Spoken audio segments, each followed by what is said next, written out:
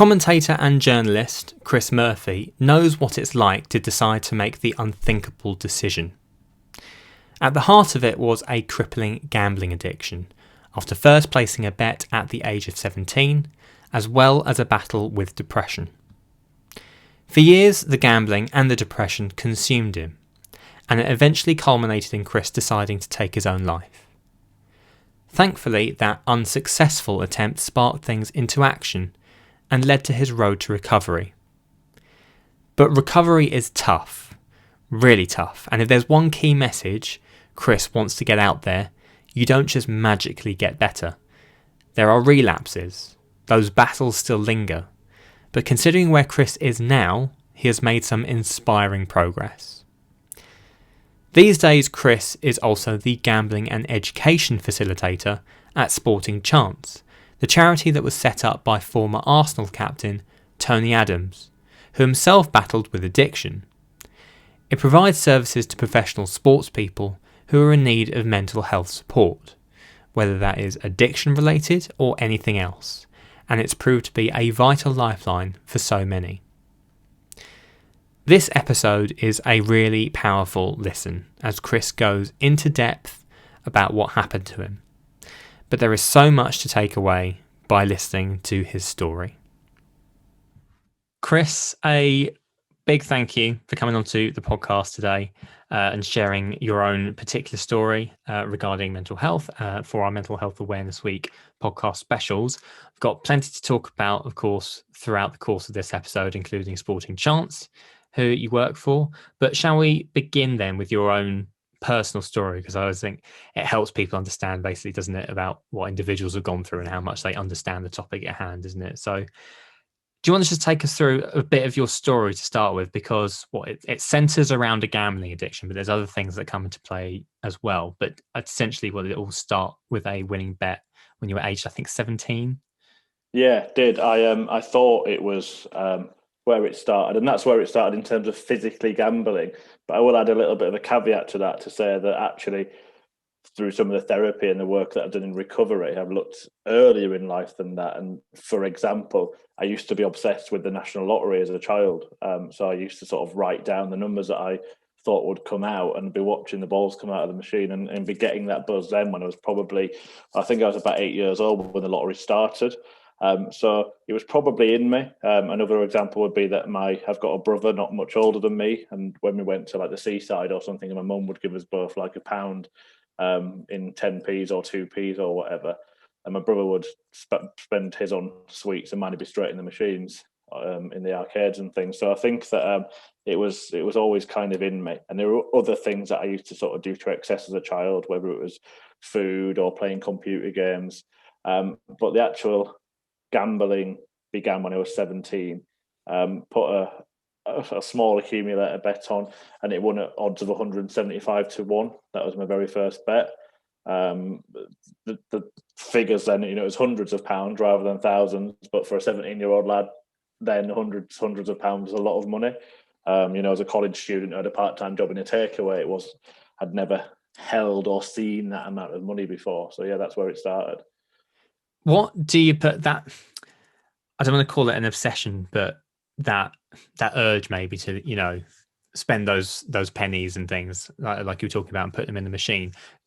Can you put that down to something? Is that just a personality trait that has just been around that you've kind of had to balance as things have gone on? Yeah, I don't know where it comes from. I know that like once I'd done it the first time, then you get a bit of a buzz out of it, a bit of excitement from it. So then you repeat that behaviour because you want to experience that again. I totally understand that, but I don't know where it came from inside me in the first place. I think perhaps, a little bit of a need to escape. I always, even as a child, I always felt like I kind of wanted to be something or someone, and never really had come to terms with like it's okay just being me kind of thing. And I had a very vivid imagination as a child, and would play with toys. And I mean, a lot of children do this sort of thing, but in my head it'd be something totally different, and I'd just escape to a bit of a dream world.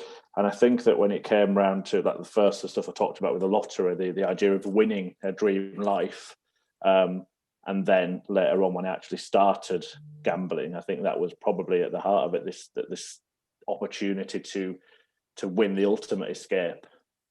I can kind of relate to it a little bit, not in a gambling sense, but in a sense of always looking for more, or Yeah. like an adrenaline kick or something a bit more to your day than just, waking up, doing your chores, going to Yeah. bed type thing. Is that a little bit similar, where you're just always looking for like some sense of excitement to your day? Absolutely, yeah. And I came from, a small village in Huddersfield where everybody knew everyone, and people didn't really leave. People really worked in the village or the town and had these sort of 9 to 5 sort of normal lives that I kind of deemed as a bit boring. My parents, my mum and stepdad, were very much to go out to work, earn the money, save the money, and I kind of thought they were a bit boring as well. And yeah, I think I did want more, and I think as a society we're probably obsessed with more. I think the way that things are marketed towards us is all about more and more. If you eat this thing, you'll feel better, or if you win this money, then you'll have a better life. And I think I kind of fell for it hook, line, and sinker, really. Hmm.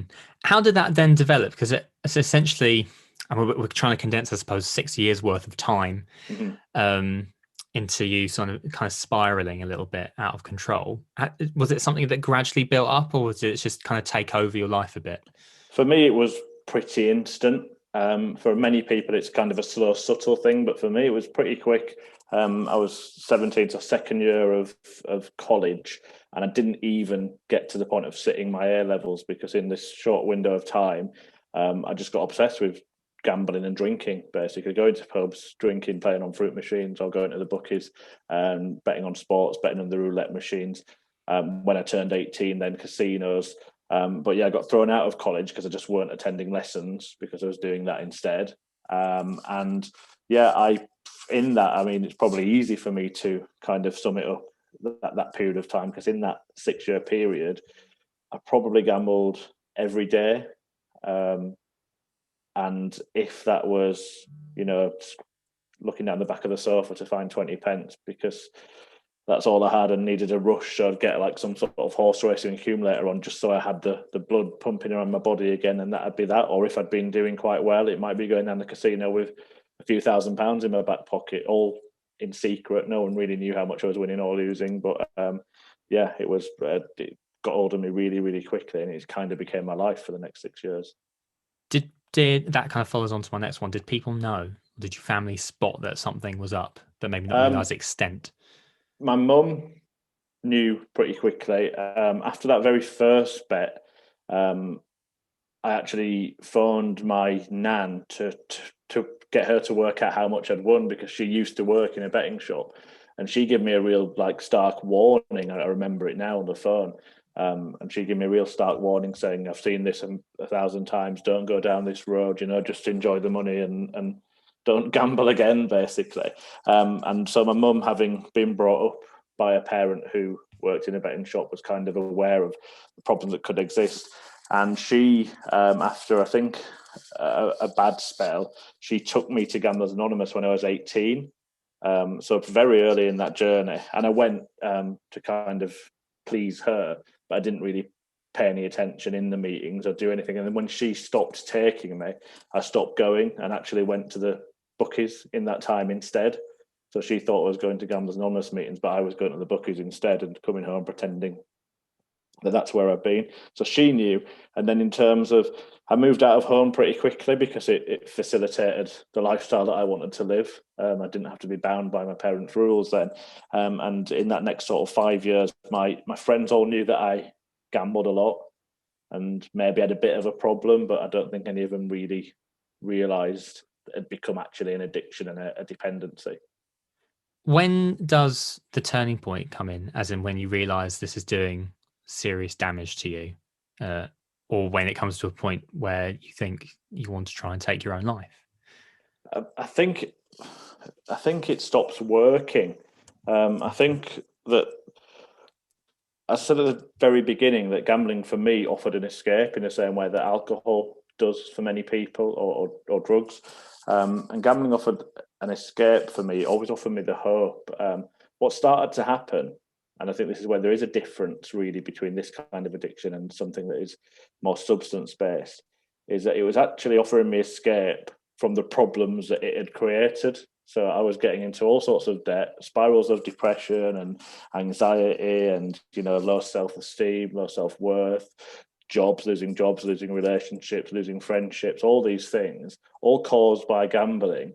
Yet I had this unwavering belief that gambling was going to be the thing that would get me out of it. And I think when I got to the point that I started to realize that actually, you've given this a really good go and it's not really worked. It's not really working out, and it might not work.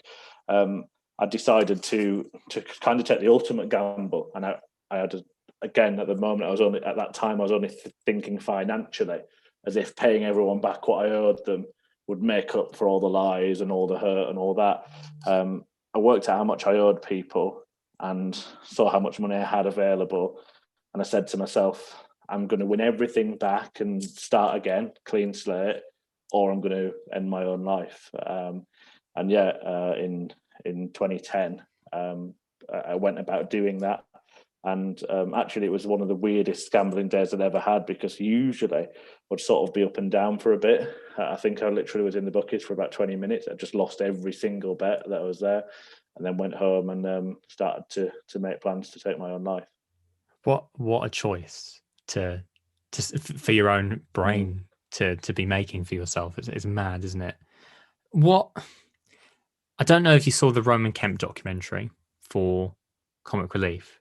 I've name checked it a few times on this podcast now, because it's honestly such an eye-opening documentary, that, and the part in it where he asked someone who was contemplating and trying to take their own life what exactly was going through their brain, because if you're not in that position, it's really hard to comprehend, isn't it? Yeah. And is there a way that you've been able to sort of describe, or at least try and make it relatable to people who've not been in that position, what exactly was going through your head? Because it's a drastic decision to make, isn't it? The one thing that I can remember thinking all the time was that whenever I'd heard people talk about suicide in the past, they'd spoken about it as a selfish thing to do. And actually, the thing that was going through my head the most was everybody else will be better off if I'm not here anymore. It wasn't really about me. It was like, my mum won't have to worry anymore, and my friends won't have to have that dilemma whether they'd lend me the money, whether they're actually funding my addiction and all that kind of thing. And yeah, maybe it was a way out. Part of it would have been, it was a way out of all the problems that were seemingly insurmountable for me.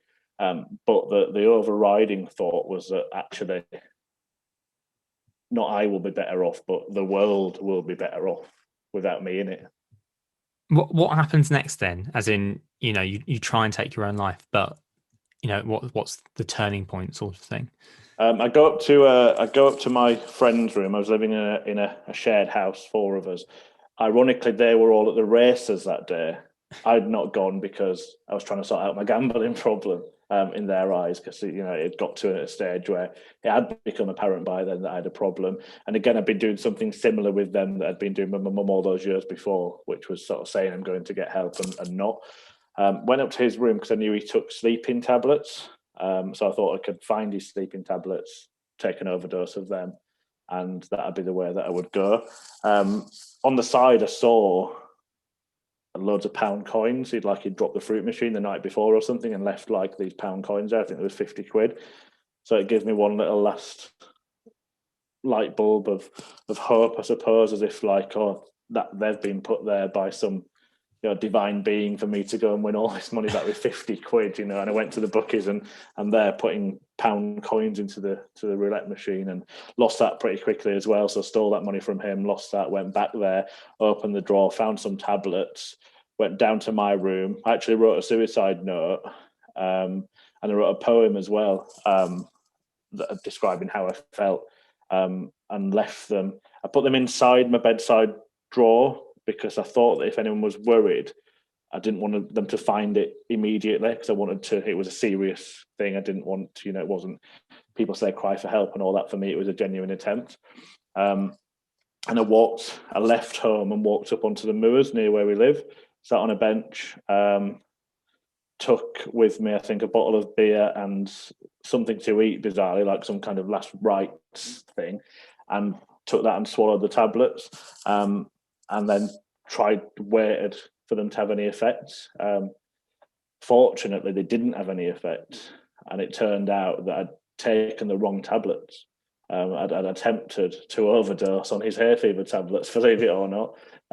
But yeah, and I get really bad hay fever now, so that's kind of always a bit of a reminder of what happened. But yeah, I mean, that's just one of those, by the grace of God things, I suppose, because I genuinely thought in that sort of muddled state, that's what I was doing. That's what I was attempting to do. I just started walking around, and then my next door neighbour I used to spend a lot of time with did get worried that they'd not seen me that day.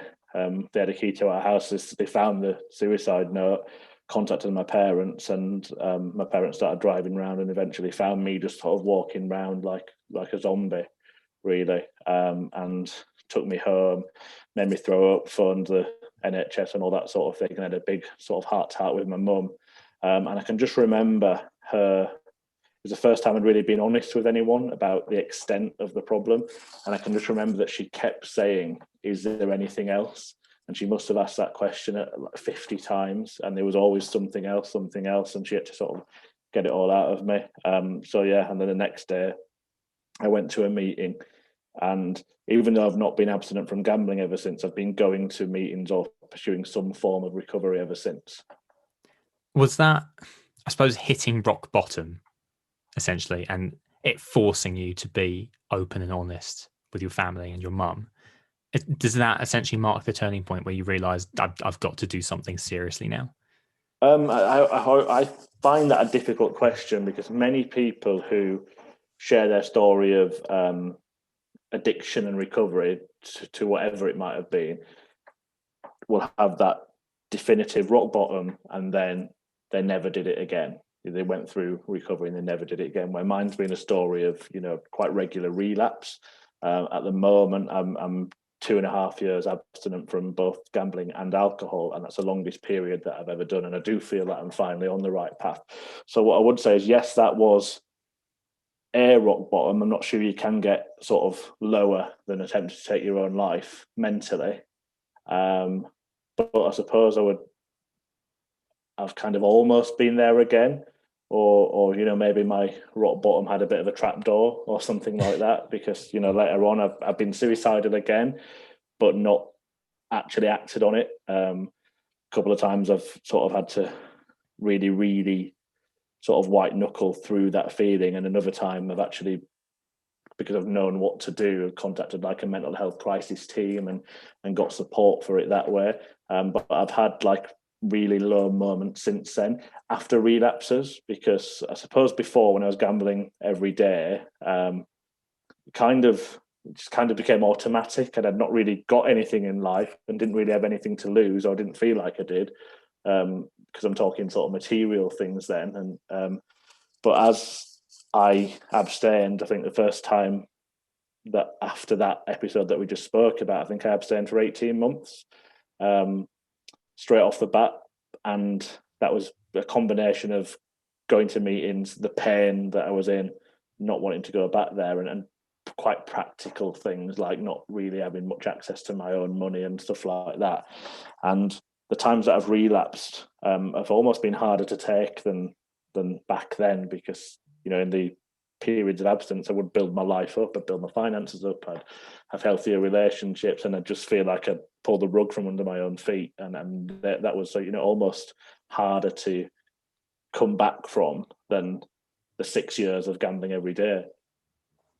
I think a lot of people can fall into that trap, can't they, where they just think life is linear. You go down, you go up, and so on. You crash back down to earth, and then you recover, and that's it. But onto the recovery side of things now, it's almost a bit cyclical, isn't it? Where you can fall back to where you were before, without really meaning to or intending to. And does that ultimately sum up what recovery is like for a lot of people? Because it's not as simple as just getting better, is it? Exactly, yeah. And I think I honestly believe that my story is like probably the most common story, but it's the one that gets told the least. There are those people who run into problems with something, get help for it, and do manage to stay away from it for the rest of their life. So it doesn't mean that the life's perfect and in any way, they go through their own issues too, but they manage to navigate those issues without turning back to their addiction. And then there are other people who we hear about who couldn't seem to tackle their addiction, and they end up, unfortunately, taking their own life, or just living a life where they just surrender to the addiction. I think actually my experience is probably shared by quite a lot of people, whatever process of recovery they pursue, because I do believe that different things work for different people. It's up and down, and relapse isn't the end of the world. It is really, really difficult to come back from. And I've kind of tried approaching it in many different ways. I've tried to moderate gambling, seeing if that would work. It didn't. I ended up gambling like a lot worse than probably did before, because I wouldn't get the same buzz. If you're someone who likes getting drunk at the weekend, but you try and restrict yourself to 1 pint and it doesn't really have that effect, it won't take long before you just say, right, go on, pass me the vodka or whatever it is that would give you that effect. So it was the same for me with like amounts of money. I think I've never done the maths rationally, but I think I almost need to be able to lose everything. And I need to be like risking everything for it to light that fire inside me and to give me the proper adrenaline rush and to release that dopamine and stuff in my head. So yeah, I think it is very, very up and down, and life's up and down. I've had many, many episodes of depression. I've got anxiety that I think is linked to, for example, when I used to owe people money. So I'd walk into a pub and I'd pretend to be on the phone, because if someone was in there that I owed money to, I could sneak out the back door without having to speak to them and things like that. So when I go into a new place now, I still feel that sort of phenomenon. I can't say the word phenomenon. Anyway, that feeling of dread, anxiety. Who might be here? Who's like looking at me? What are they? And I've got nothing to worry about now. And it's people who didn't know me then and things like that. But also I've had periods of depression and gambling, alcohol, drugs. These things are kind of painkillers to me. So if I'm in pain, I'm naturally going to reach to something that can take me out of that pain. And many, many times I've gambled to medicate depression without knowing that that's what I was doing. Mm-hmm. Yeah, I was going to say, in terms of the depression, anxiety thing, side of things, because it must be so hard to manage that side of your life when you can kind of feel or sense that you're going through a bad period for whatever reason. And I suppose, is it still very much just trying to juggle that versus your own self-worth and trying to light that fire, like you said, wherever possible, which is a lot easier said than done. Yeah, I think I made the mistake, and perhaps many people who've suffered with addiction problems make the mistake of putting everything that goes wrong in their life or every issue they have in life down to their addiction. And actually, we're not very good at talking about it, and podcasts like this will help.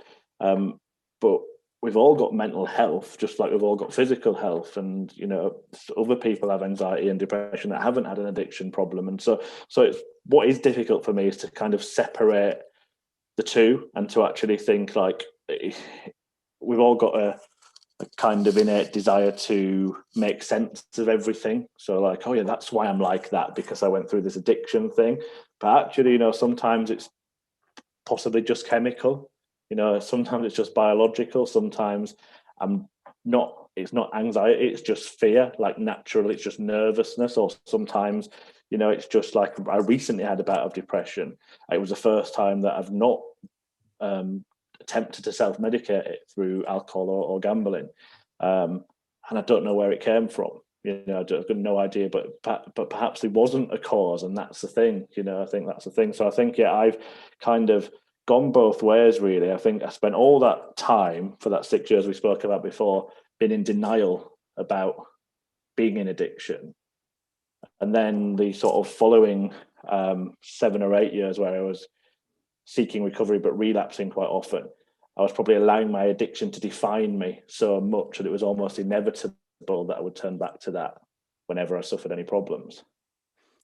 How are you now, anyway, in terms of letting it define you, or rather, I suppose, maybe taking ownership of it so that it doesn't dictate who you are as a person? Yeah, I think I see addiction as something that I have, but not something that I am. And I think one of the issues I sometimes have when I go to recovery meetings is this sort of declaration of I am an addict, and I suppose I was an addict, and I'm either a recovering or recovered addict. I suppose I would lean toward recovering. But other people have different opinions on that. But I think I've stopped letting it define me. And we talk about stigmas a lot in mental health, but actually the biggest stigma for me existed in my own head. And even recently, when I went through that bout of depression, I was telling myself that I had no reason to be depressed. I'm not depressed. I've got all the symptoms of depression, but I'm not depressed. If I'm not going to work, then they're going to think that I'm taking the mick. They won't believe me, all that kind of thing. And if anybody else had said that stuff to me, I would have I would have been really annoyed and tried to put them straight and educate them on mental health. But in my own head, all that stuff was still going on. So it's very difficult sometimes to say yeah, I work for a mental health charity and I've got a lot of experience in all these kind of things, but where am I with addiction and mental health? I still think I'm a bit mixed up with it all at times. I think I accept that what happened and that I'm on a program of recovery and that I get help and support to tackle my addiction and my mental health problems. But I still think there are a lot of blurred lines for me that are unresolved that I'm working to resolve. And perhaps maybe, it doesn't all need to be resolved. Maybe it's enough to sort of go to the doctor and if I've got a broken leg, I'm not going to say to him, well, can you tell me exactly how it happened, before he starts fixing it? And I think sometimes with mental health, we try to do that. It's the phrase "practice what you preach" always comes up, doesn't it? And it's, again, easier said than done. It's all well and good, giving advice to people, knowing what you should do, but when it's yourself and owning it yourself and coming to terms with it about yourself, it's a whole different ball game, isn't it? Absolutely. In terms of, I suppose it comes back to taking ownership as well, but I suppose specifically on the male mental health side of things and being able to be open about things like that, because you mentioned stigmas before, and there's probably still very much an air of that, particularly with the male mental health side of things and the man up connotations, if you like. Yeah. Is that still very much something that perhaps goes on in your own head as well as the head of countless other men across the world, that we can really start trying and take down that narrative for the better of everyone else, really? I think so. Yeah, I think so. I think, admitting vulnerability really is not a sign of weakness. And I think we kind of probably think to ourselves it is. Whatever environment we're working, whether it's a professional sports person or someone who works in the media or someone who works in an office or a physical manual job, I think that culture does still exist. I think there are a lot of stereotypes where they think it exists within builders but not within a different environment of the workplace, and I think it still does. I think we all want to portray ourselves as these perfect sort of infallible beings. Social media probably plays a massive role in that as well. But actually, we're all a little bit rough around the edges, and we life, as you said before, is not like linear. It's not even the question that you asked earlier, how are you now? In some areas, it's probably 10 out of 10, and some areas it's probably 1 out of 10. But when can you ever, apart from in therapy and in that kind of environment, give a genuinely honest answer to that question when people ask if you're okay or not? So I just think that the only way to break down that stigma, that barrier, that sort of kind of toxic masculinity is to share your own authentic truth and be honest about how you feel and completely own how you feel unashamedly. You mentioned social media there, so I'll move on to that now. And we've mentioned it so many times on this show, not just for this series either, because it does play such a massive part in all our lives, particularly when we're living primarily virtually these days, thanks to the pandemic.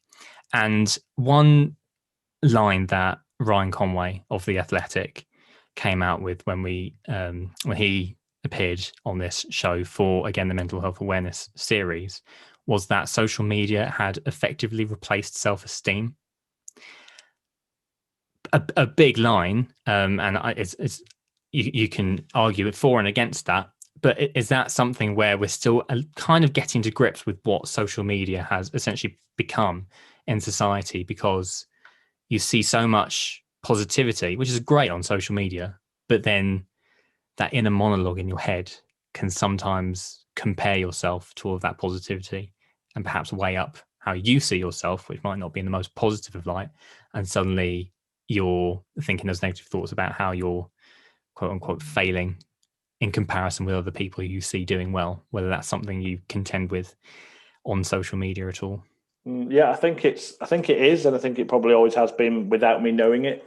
Again, I think that when the discussion started about social media and how social media harms people, it was kind of the same old discussions that we were having 20 years ago about pictures of models in magazines and how, you know, women were forced to aspire to this kind of airbrushed photograph.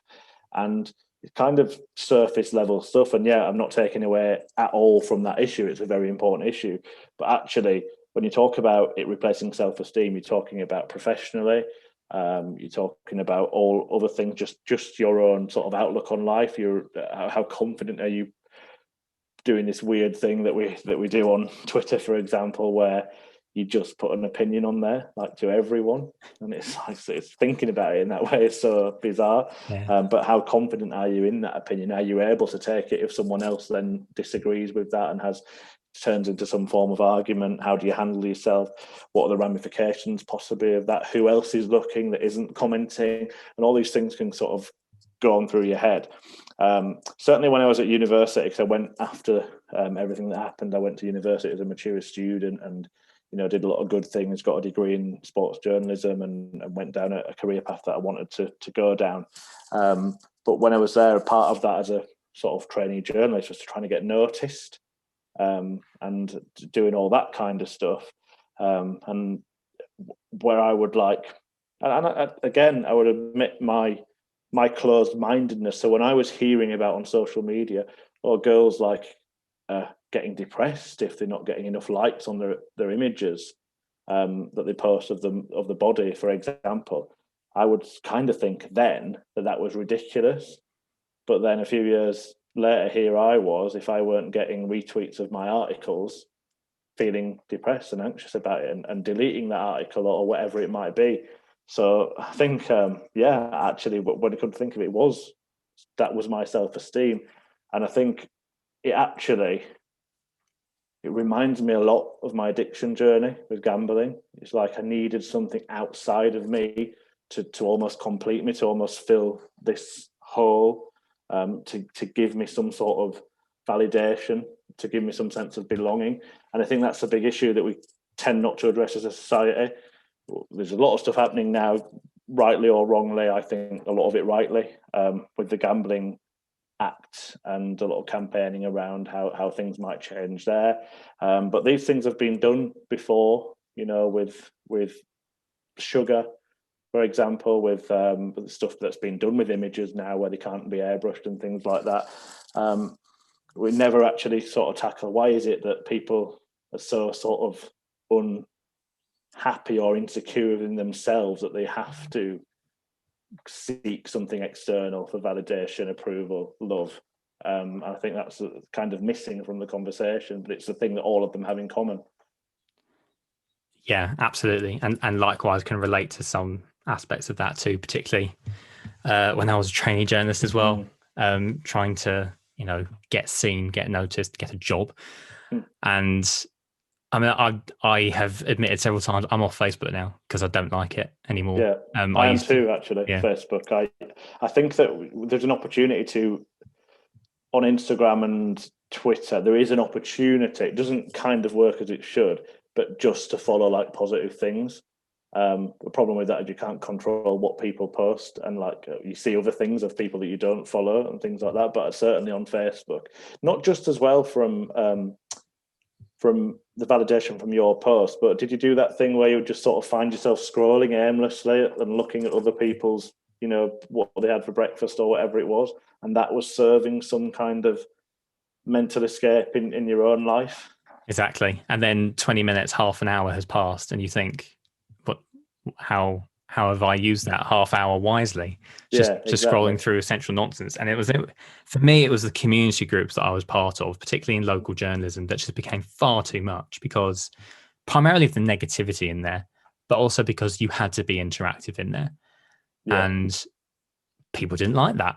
Quite simply, some appreciated it, but they're the ones who keep quiet. And it was the abuse I would get sent to my personal profile, which I liked to keep personal, but that space started getting invaded by various people, particularly individuals who were threatening to stab me for reporting on their friends who were in court for stabbing someone.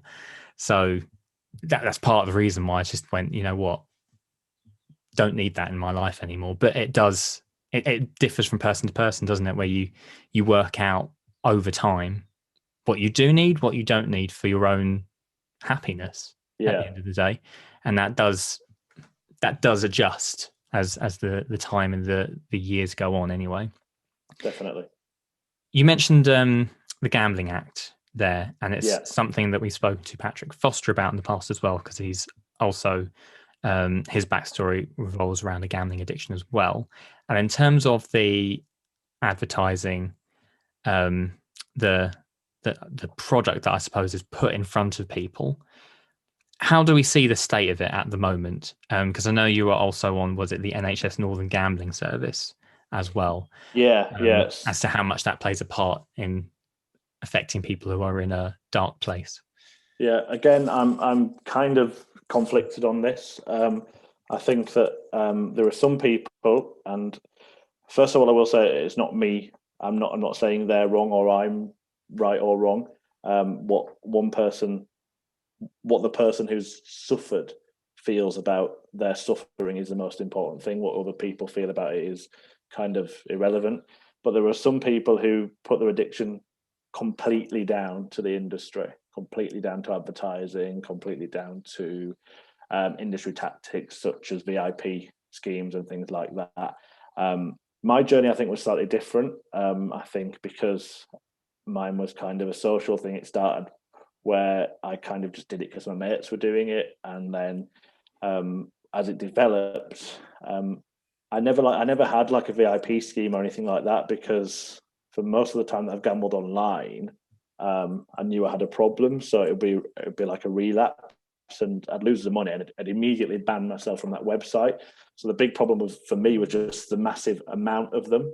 A big breakthrough, and perhaps part of the turning point in my recovery, even though I think the most important part of it is the medical side of it, the therapy and all that stuff, was GamStop coming into play, where I could actually self-exclude from everywhere. Although in the early days I did even find ways around that. But yeah, I think so. There were some really good things that have happened, but I do think that it is just my biggest area of contention, just because it's something that I've got personal experience with, is the online slot machines and the online casinos, because they're just like the Wild West. There are no limits, and very, very little in way of checking. I again, because I've not been on them for a couple of years, people tell me that they've improved, but they're the people from the industry, and the people that have gambled more recently tell me it's exactly the same as it always was. But just little things that just feel like tricks, like not needing to provide any ID to deposit money, but then when you come to withdraw it, having to go through a lot of kind of rigorous ID checks.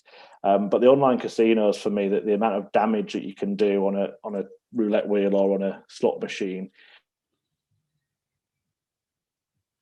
in a very, very short space of time, I'm not sure many people have got the mental capacity to deal with that. When I first ever went into a Gamblers Anonymous meeting, the majority of people there were older men who'd slowly whittled away the life savings, and the wife was on the verge of throwing them out, and that kind of been the way it had gone for them. So they've been kind of functioning addicts for most of their life.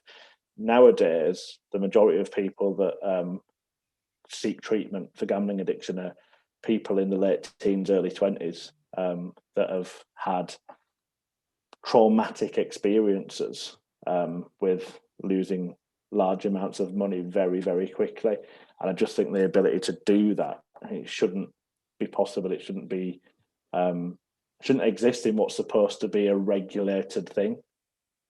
I remember doing a story on that way back in my reporting days with someone who ran an arcade on Jaywick's seafront, or near the seafront, saying that at least he could keep an eye on people in there on the slot machines who might be getting too carried away, whereas there's no barrier for that, is there? Yeah, and it's not online. To say that I haven't done a lot of damage in land-based places as well, but just for me, that it was very different seeing figures on a screen that didn't even feel like, it feel detached, I suppose, from reality. It just like a game, and then the reality only came when you lost it all, and then you can't pay your rent or your bills or whatever. Yeah, else. Then reality really hits home after that. Absolutely. You briefly mentioned your sports journalism degree there as well. Did that help in some way in terms of finding yourself and who you are as a person? Interestingly, as I said, when I was younger, I had this sort of desire to escape a lot. But when I was pretty young, I wanted to be a commentator. Knew I was never going to be a sports person because I had two left feet, as they used to call it. And I used to play computer games and commentate, or even when I was playing football myself in the park with my friends, I would commentate when I was running with the ball. So I wanted to be a commentator when I was young, and then I kind of lost all that when my head got turned from, not just from gambling, but when you go through puberty and you're in high school, and I'd have a desire then to be popular and liked, and then different things at different times, and it kind of just got buried. And then when I had this kind of the rock bottom moment we referred to earlier, kind of was a bit of a I can't live like I was living, but I've also tried to die, and I didn't do that either. So I kind of had this weird freedom, which was you might as well go for it and do whatever it is you want to do. And that commentary thing came back into my head, and I thought, well, I'd apply to go to university because it was a journalism degree, and I've got some level of talent for writing and stuff like that. You're able to kind of showcase your ability a little bit in your application, which helped, because if it was something else, I might not have got in as a mature student with no A levels. So I got into university, and I think that gave me a focus. Definitely, it gave me a hope, and that's interesting because I think we all need that. And gambling was the thing that had been giving me hope for all those years. So I had a bit of hope, and then I started to do okay out of it. Got a job with a sports management company, and then actually went on to become a darts commentator. So yeah, and again, now I'm doing a few different things because I've realised that my personality type isn't suited to just getting one job and sticking with it. I do need a bit of variety, and yeah, I think I've just got a lot of hope for the future, a lot to look forward to. There's a lot of mystery around my future as well, where I think, again, that was something that gambling was giving me. So I still have these desires for these things, but I'm finding healthier ways to put them, because I think, as I said, in that world that I lived in before, the world that I was brought up in, your kind of future was pretty much mapped out for you. You would go to work 9 to 5, you would have 2.4 children, and you'd share a car and live in a terraced house with a dog maybe, and that was it. And actually, I've got no idea what life has in store. I think I've kind of learned that, and because of that, maybe the desire to get that element of surprise and spontaneity and excitement and buzz has diminished a little, because I'm getting it from life. Exactly, yeah. And like I say, that a little light at the end of the tunnel that isn't damaging to you can make the world of difference, can't it? So absolutely, yeah. Definitely good to see you in a very in a much better place. Thank you. I'll move on to sporting chance now, because obviously Mm-hmm. it's a large part of your life at the moment, at the same time, with your role there, particularly as gambling education facilitator as well. Yeah. My own writing. What do you want to just tell us a little bit about sporting chance and what it offers, but also why it was set up in the first place and what its purpose is and why it's needed? Yeah, so Sporting Chance was set up by the former England and Arsenal captain Tony Adams, just over 20 years ago, in the year 2000. Basically, because he had his well-documented problems with addiction, alcoholism primarily, and when he got sober, he had a lot of other sports people coming to him and sort of saying, "Oh, how did you do that? Where did you get the help to do that?" And he decided to set something up for sports people because there just wasn't anything. There was no obvious go-to place. So initially, it started as a residential clinic for addiction, which still exists today. But now it has grown to become the biggest provider of mental health services to elite sport in the world, with a global counselling network. I think around 16 stakeholders across 11 sports, including some world tours, so like the ATP, PFA, the Premier League, the FA. I'll mention the PDPA because that's how I got involved in Sporting Chance, through the Professional Darts Players Association. When I'd had a relapse a couple of years ago, they put me in touch with Sporting Chance. As a quirk of fate, I now work for both organisations. I initially went there for support and treatment. But yeah, basically, not just for addiction, any mental health issue, Sporting Chance is there to provide specialist, confidential treatment and support for professional sports people. We also do outreach work as well. So we go into a lot of clubs and organisations to provide education on issues that we're seeing in clinics. So yeah, the addictive stuff, the gambling stuff, which I play a big part in, but also on anxiety, on things like transition, from being a professional sports person to whatever else life has in store, because a lot of people struggle with that whenever it happens. So anything to do with mental health in Sporting Chance is there. Is mental health in elite sports people something that perhaps went under the radar and still maybe goes under the radar in some aspects, because people can see it as like just the dream scenario, can't they? But it's got so much to it. And Lizzie Simmons, the former swimmer, is someone who speaks so brilliantly on it, about how, like you say, the transition. And when she retired, she went, I don't know what I'm doing now. I don't know what my life is. I was Lizzie the swimmer for so long, but now I don't have swimming anymore. So what do I do with my life? Yeah. And is that something that's really quite prominent in the elite sports person world?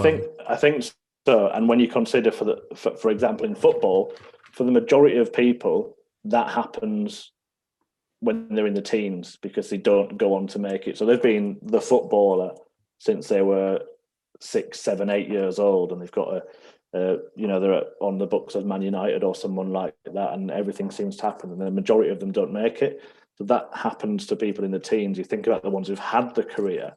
So we're working with all areas of elite sport, and I think there are very different challenges. I think it all comes down to the fact that we're all human beings, and actually, some people in higher profile, perhaps more privileged roles, may be more susceptible to mental health issues than people in I don't like the phrase, but I'm going to use it because people understand it, like in everyday life, because of the pressures, the unique pressures that come with that. Like I've got a couple of jobs. No one's really trying to take my place in the team. Like I don't have to worry if I'm going to get picked this week to work and things like that. I don't have to worry that I'm going to get injured and that'll be the end of my career. So there are all sorts of things that sports people have to worry about, like whether it happens or not. And they need support with those things. And I think then that combined with what we were talking about before, the need to appear strong, resilient, that kind of culture to seem invincible, really, for a lot of people, even though that sports got a lot better and society's got a lot better, it still exists in all of our heads, and I'm sure it still exists in all of the heads of the sports people. Do not want to show any sign of what they perceive as weakness.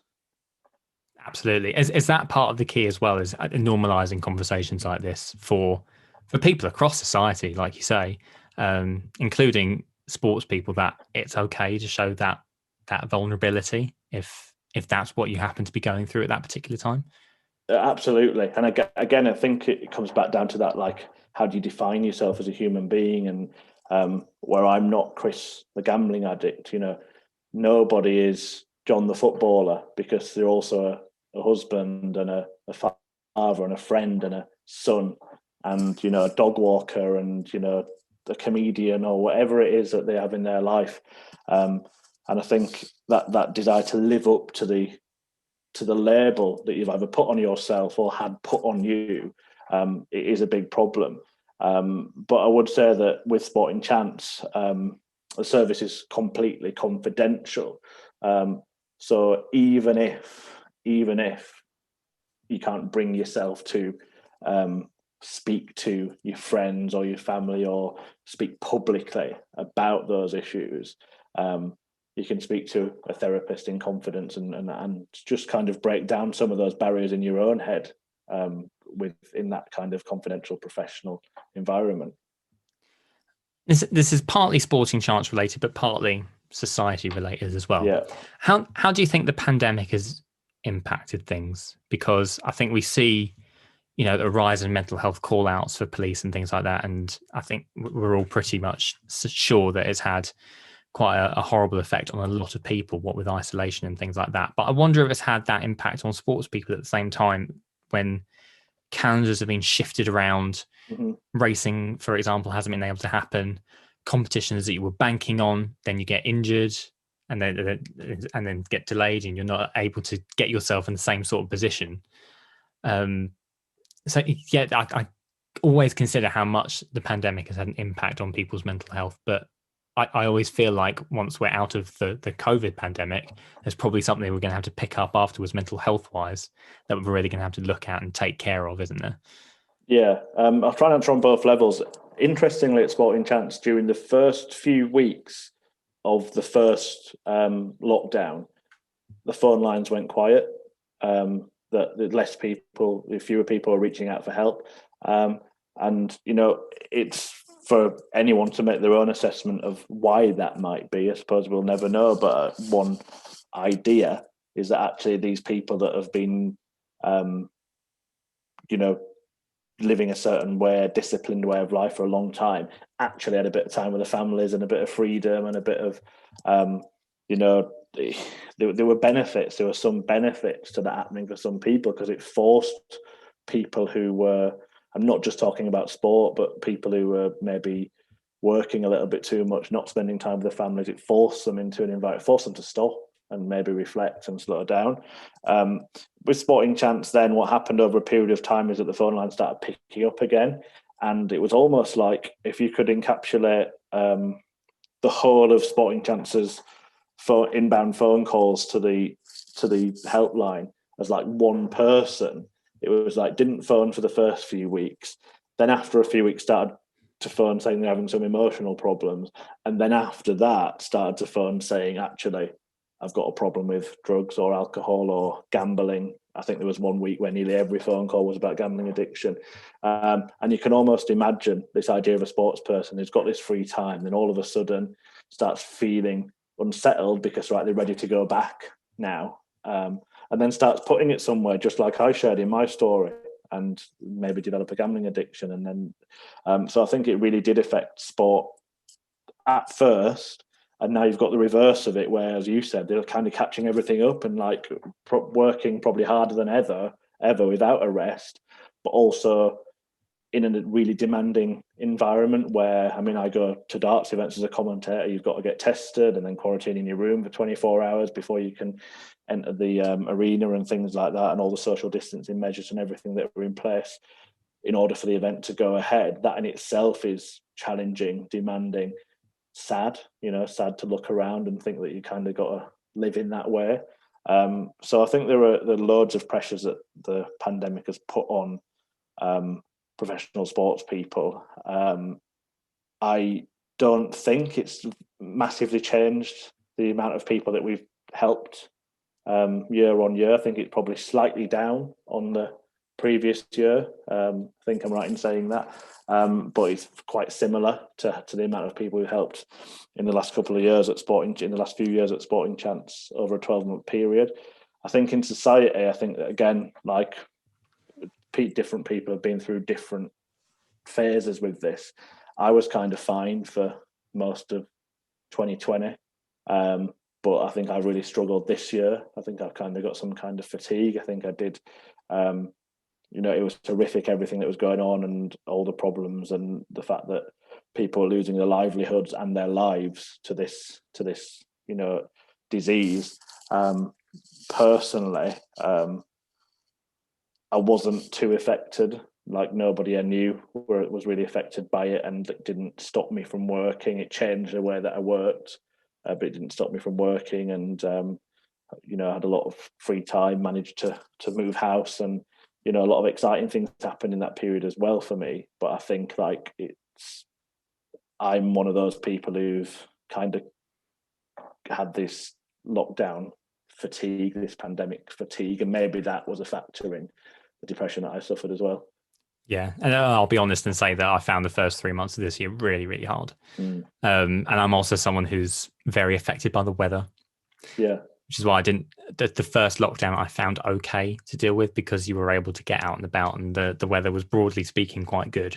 So you could go for runs, go for walks, whatever. But then the first 3 months of this year I found so monotonous.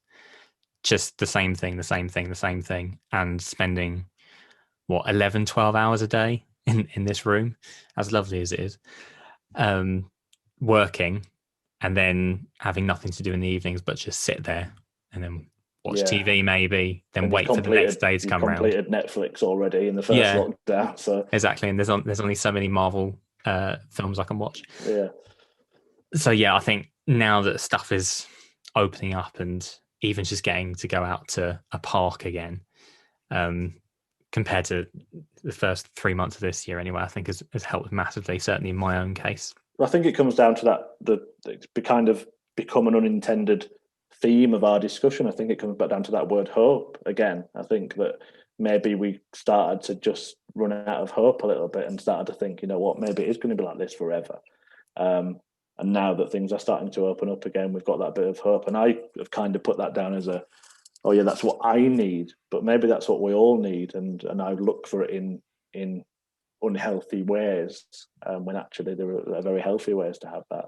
Yeah, exactly. And it makes sense, doesn't it? If you've got that hope, then it's something that will light your fire and get you going and get you driving again, and driving for what you want. Yeah, definitely. It's hard to work from home when you kind of sat there thinking, what is it for? Like, what am I going to spend the money on? What I'm not allowed out of this room, basically. So it's difficult, isn't it, to have that little sense of hope in that environment. Exactly. Spending the money on all orders online. I think I know my Hermes man's name off by heart now. So yours is Hermes, mine was Domino's, I think. In terms of what more can be done to try and help normalize these conversations, try and educate people, make people aware, what else is there that we can look at in the near future, particularly picking out something from Sporting Chance anyway, the need for independent, safe places to go to, and how much help that would have if there were more on offer? Yeah, I think that my domain is gambling in terms of education and knowledge, really, because that's my own personal experience and an area that I've researched quite a lot. I think one of the things that happens in gambling addiction and recovery, and again, rightly or wrongly, or perhaps neither, is that a lot of that stuff is funded by or provided by, on some occasions, the gambling industry themselves. So I think when we talk about a need for independent, safe spaces, we're not saying that those types of organisations shouldn't exist or shouldn't be able to educate or treat people with that problem, or people who want to know about, the dangers of it, but that there should always be an independent, safe alternative. When you look at some sponsorship deals, for example, they'll have a social responsibility attached to them, but that means that the company that is providing that sponsorship, that is, I'm not going to say the cause of the harm, because again, I'm not sure that's necessarily accurate, but certainly a facilitator of the harm for some of the people that are going through that stuff, are the ones that are tasked with providing that education and providing that treatment and providing that consultation to people on how to deal with this problem in terms of both treatment, education and prevention. So I think that what Sporting Chance provides and what many other organisations provide is like an independent, safe space in those domains where they're not attached to the industries that contribute to the harm of their client population. But I just think in general as well, like people, I'm very, very fortunate that I go to recovery meetings where there's a community of people who are recovering from addiction and can sit in a room of other like-minded people with no agenda, no judgment, and just get off my chest what's going on for me and learn from them, And then I've got a therapist that I see every week that I can go and do the same thing. So I've got two in my own life, independent, safe spaces that I can go, and it really, really helps. I think that the therapy, I think it's starting to change here, but the therapy culture, like for example in America, it's like quite normal to say you're going to see a therapist. But if I say that I can't meet you at 10 o'clock for that coffee tomorrow because I'm seeing my therapist. Whoa, what's wrong? Why? What's going on? It's like, well, I'm trying to stop things being wrong by seeing my therapist. And I think that like just changing, there's still a lot to be done in terms of changing the approach towards mental health. People talk about parity between mental health and physical health being the aim, Sporting Chance included, and I would totally agree with that. I think the easiest way to kind of get people to understand that is to kind of just talk about health, because mental health is physical health. It's the same thing. It's health, and if something's wrong with my leg or my arm, I won't think twice about going to see the doctor. But if something's wrong with my mind or emotionally, with my heart, if you want to put it that way, then for some reason I start to think, well, I should be able to get through this with my own devices, and there's absolutely nothing wrong with asking for help, because if you compare it against something physical, you wouldn't think twice about it. Yeah, to use the broken leg example that you gave before, you wouldn't just be like, I can deal with that, and then continue with the rest of your day, would you? Yeah. So yeah, thinking of it very much in the same wavelength, I think can do the world of good. We treat our mental health sweeping generalization, but we often treat our mental health through trial and error, and we just wouldn't do that with anything physical. Yeah, exactly. Perfectly summed up. One question I've been asking everyone as well, considering the theme of this week's Mental Health Awareness Week, and that's nature. For obvious reasons, I think, considering what we've all been through in the last year and a bit. How has sort of nature and the outdoors benefited you? And is it something you've maybe rediscovered just how important it is over the last year? Absolutely, yeah. You mentioned before, actually, one of the things that you said, but if you know what to do, but when you're feeling a certain way, it's very difficult to do it. And having just recently been through a period of depression, one of the big things that helped was getting out for a walk. And some days I couldn't do that and would berate myself because I knew it would help, but just couldn't do that.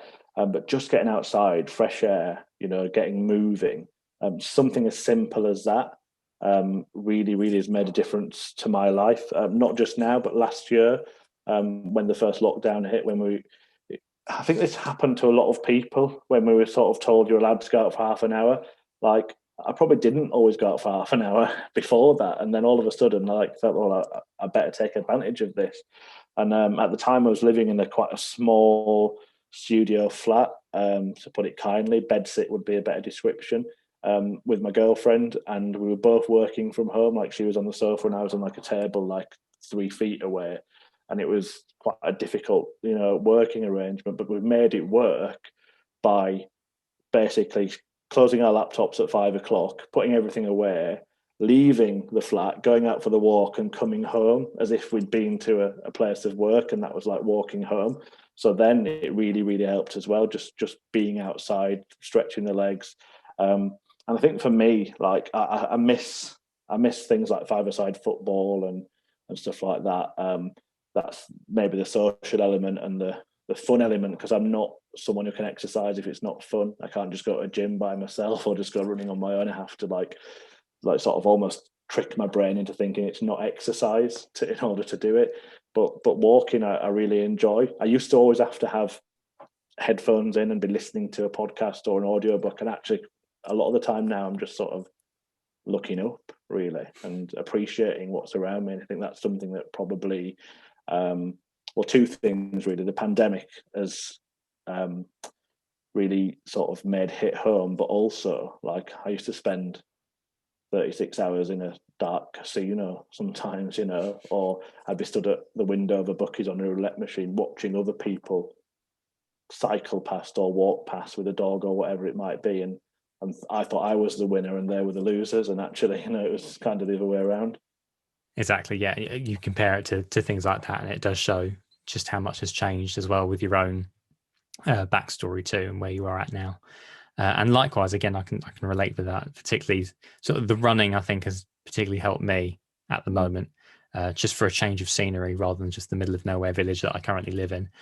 And just running to the next town, for example, just to see something different. And likewise, the sports side of it really does. It's having that to go to really helped me before the pandemic, and that's one thing I cannot wait to get back to. Fencing being my sport, so proper niche. Wow. But also an indoor sport that has not been able to get back underway just yet, but in time. But again, what I'll touch on that now is having sport, whether you're an athlete or not, and we are not, having that to go and have that release must have or make the world of difference at the same time, and ultimately shows, as we bang on about in this podcast quite a lot, how important sport is at a societal level, not just in terms of your elite athletes. Absolutely.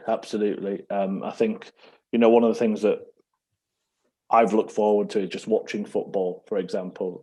I mean, you can watch football every day at the moment, but I think just watching football for me personally, obviously the darts when I'm commentating, it's something to look forward to.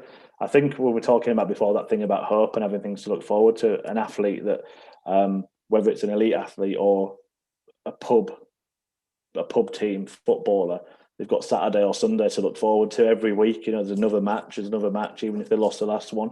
I think they're obviously the release as well of physical exercise. I think with mental health, whether you're talking about treating a mental health condition or just managing your own mental health, there's a physical element to that as well. And we all know that like releasing endorphins through exercise helps our mental health.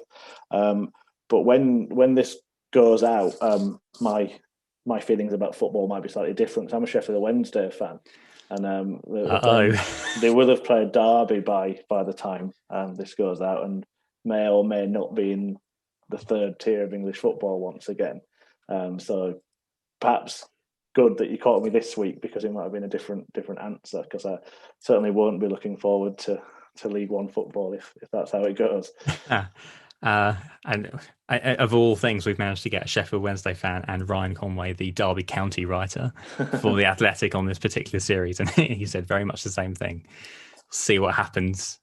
Yeah, well, at the moment, as to kind of bookend it in the right theme, at the moment, I've still got hope. And I didn't think we would have a few weeks ago. So fingers crossed. As a West Ham fan, my mood is very different. I can imagine. After this season. My final question then, for people who want to reach out to Sporting Chance, or if they need any help, where can they go to get more information or any more resources that might help them? So for Sporting Chance, that's if any professional sports people are listening to this and they would be able to access Sporting Chance's services. All the information will be on the website. Just Google us and we're the first thing that comes up.